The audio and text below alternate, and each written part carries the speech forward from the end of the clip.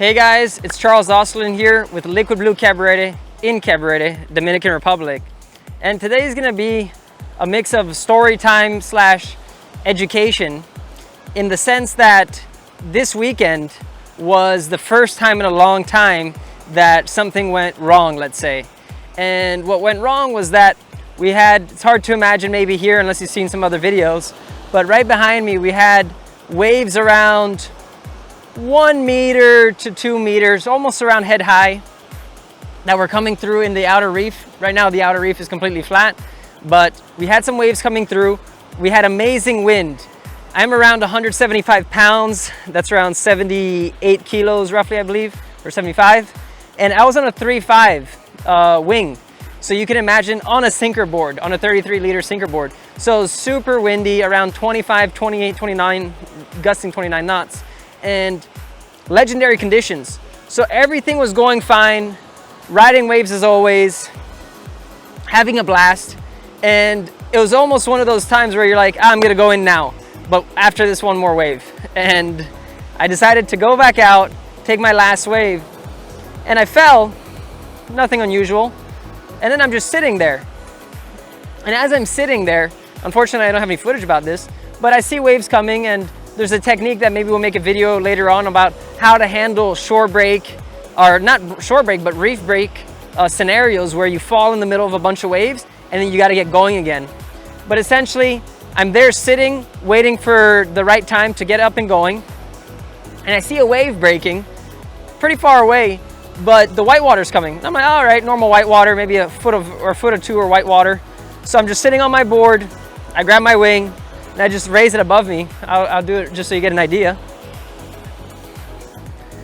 All right, so I'm sitting on the board, and then I just raise the wing above me. So I'm there on the board with the wing above me.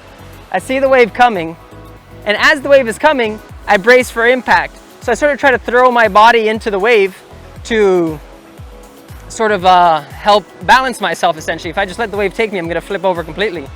But essentially, this wave had a lot more energy than I expected, and the whole thing just took me. So I use a wrist leash, and I also use a waist leash that is attached to the board. So I have 2 leashes on. Sometimes I go into the waves without a leash, which is not the best idea. I've had some moments where the board escapes me, and it's better if you have a buddy system for that. But in any case, the wave takes me, boom, flips, takes the board from under me, flips it over, takes the wing, stretches it all out. And luckily I have my helmet on, I have my impact vest on, so I know I'm covered in that aspect, but I felt everything really tensing up. And I was like, man, this is definitely a stronger wave than I expected. So in any case, I get up out of the water, and as I get up, I see that the foil is sort of just bouncing onto the wing. And here, I'm just gonna take this off, my impact vest, my helmet. But essentially, you can probably tell that on this Eagle model, I have these little winglets on each side. And I just see that winglet bouncing on the foil while it's in the water, just going like bam, bam, bam. And essentially, as that's happening, you're gonna probably see this on video, but I got a hole right around here and another little line right around here. So in a situation like this, a lot of people get pretty sad and upset, and they might sort of get confused on what they could actually do in the water. To, like, do they keep riding the wing, or do they just stop? Do they swim in? Do they deflate? What do they do? So essentially, that's why I want to take the opportunity with this situation happening to me to sort of give you guys an idea, if this ever happens to you, of what to do. So there, as you can see, I had 1 puncture as well as a sort of little rip towards the leading edge. From what I saw in the water, there's nothing else, but I for sure saw the puncture. And all you could really do in that moment is ride back, just to go back to shore. And the reality is I got a little bit lucky with where that puncture is, because it's still somewhat manageable. I know you can't see me, but the rip is right around here. I'm gonna stick my fingers out. The rip is right up here, so it's not in this power where a lot of the wind is going into. So there is a chance that the material could continue ripping if you rode it for a long, long time. But I was about a kilometer, half a kilometer out. So I was like, okay, my only option right now is that I punctured my wing. and I just got to get back to shore. Luckily my bladder is still intact and I made it back, no problems. The rip I don't think ripped any further than it was, but I wanted to leave it like this just to remind people that, you know, things happen. And yeah, sure, it's unfortunate. It is a smaller wing, so it's rarely used, so it's pretty new condition. But things happen out there, and this is repairable. You know, you can go, if you know how to sew yourself and you have the right ripstop material, you can do it yourself. But also you can go to any shop and have them repaired for you, and it's not the end of the world. The wing will still work. We've made some videos about used and secondhand equipment, maybe not so in depth with buying damaged equipment, because usually that's not a recommendation at all, you know, just to avoid any sort of problem. But a wing that has a puncture like that and then is repaired still is going to function pretty okay for most people. It's still going to work. We have some wings that have multiple punctures for whatever reason. It might be the foil, might even be walking in and you get stuck in a palm tree, or you get stuck on a nail on a sharp object, and things can happen. So it's not the end of the world. But in terms of that, once you make it back to shore, all right, then you get this cleaned up and you fix it. Now, if you had an even bigger rip, well, there you could always try to ride it back to shore to see what happens. But now if you're in a situation where your wing explodes and you can't ride back to shore, what are some of your options? In terms of safety and in terms of self-rescue for winging, there's not too many options you really have. I'm on a sinker board, so around the same volume as a normal surfboard, 33 liters.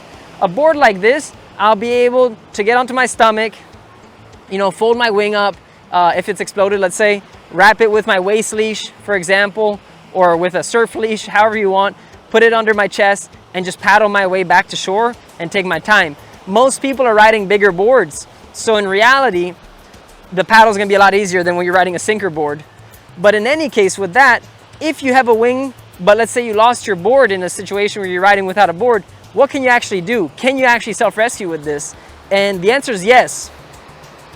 So we got the wind picking up a little bit. Let's see if it comes to me. And it did. Alrighty, magic. So there's some ways to self-rescue. I'm gonna go over here. I might get a little bit silhouetted. But one time I lost my board. It was drifting downwind. Couldn't really do much. I tried swimming. I tried calling other people. I was like, hey guys, can you grab my board? They're like, what? They weren't really being that helpful, which can happen. Whenever you see someone out there, by the way, and you're able to help them, definitely it's a nice gesture to do that. So to those who see me in the future, if I ever need any help, it'd be nice to get some help. But that's another story. So in any case, when you grab the wing, something that's interesting is that when you hold it into the back handle, you see that it sort of gets some power here. And when this is on the water, essentially, once you pull down on this, it starts generating a little bit of power. And now I know I'm on land, but let me just go right over here. So if I was in the water and I wanted to self-rescue myself, basically, and I had no board, I can simply flip my wing over, pull down on this handle, and sort of let it drag me. Sometimes you can hold both handles if you want and get dragged like that, but holding just the back handle can be enough sometimes to really just push you downwind and back to shore slowly. Something interesting that Radiculo Balls Miller showed me, and this is something I need to test out further, but basically you can almost body drag more upwind depending on if your board, let's say, went upwind in a certain direction or you need to go back to a certain space. You can grab the wing, apply a little bit of pressure onto the side that you want to go, and it's going to bring you in either or direction just a little bit better, which is something that's interesting. So in terms of self-rescuing just with your wing, if you lost your board for whatever reason, it's possible. You can hold this back handle or a boom or whatever you got and sort of let it pull you downwind, but you could also go a little bit into the wind just by applying a little bit of pressure while you're in the water. And sure, I'm on land, but let's just say I'm on the water, right? So I'm gonna grab this and I'll be floating, so this is gonna go away from me. I can pull down on one hand, or I can pull down on the other hand, and it will bring me into certain places that I might wanna go one way or another. So with that being said, that's a little bit of the story time to sort of two sort of details to keep in mind at the same time, which is one, if for some reason you rip your wing, whether it's a puncture or a bigger rip, it's not the end of the world. You can always try to ride it back to shore. The material is called rip stop, so theoretically the rip should stop. But then again, if it rips a little bit further, the most important thing is that you could always replace one of these. Sort of hard to replace one of these. So just keep that in mind. Your equipment second, your life first. And that's pretty much it, guys. I hope that you got a little bit of insights from this story, because I have seen people get into certain scenarios and they get pretty bummed out whenever something happens to them, or they sort of throw their hands up in the air if something happens to them out at sea or out in the middle of a lake or wherever they might be winging. And the point is, when you're in an emergency situation where you got to rescue yourself or rescue someone else, the point is to complete the mission, complete the rescue, right? So don't focus on what happened, just focus on what you got to do next. And that's sort of the main takeaway here. To not go too much more in depth about things that could happen self-rescuing wise, I have had friends that have lost foils completely. If you lose your foil completely, it's very unfortunate. All you can do is really swim back or maybe ride the board a little bit. But in terms of a broken foil that you could barely ride, everything that sort of happens when things start breaking is just a matter of that it's going to take you a little bit longer to get back to wherever you got to get back to. But the point is, like I mentioned just a minute ago, is to get back.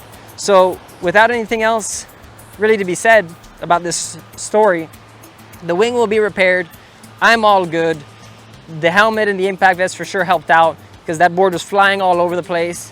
And I know that if something would have happened, at least I would have had a higher chance of being protected. Nothing did happen, so it's all good. And for sure in the future, when you push your limits, things will be happening to you. More water time means more potential to anything. And the whole point is to just push forward, learn, and never stop developing. So without further ado, guys, my name is Charles Oslin with Liquid Blue Cabarete in Cabarete, Dominican Republic. And if you made it to this point, you know, it really helps out to make sure you subscribe to the channel, as well share the content with others that might have a similar story or might even be nerve-wracked about getting out there.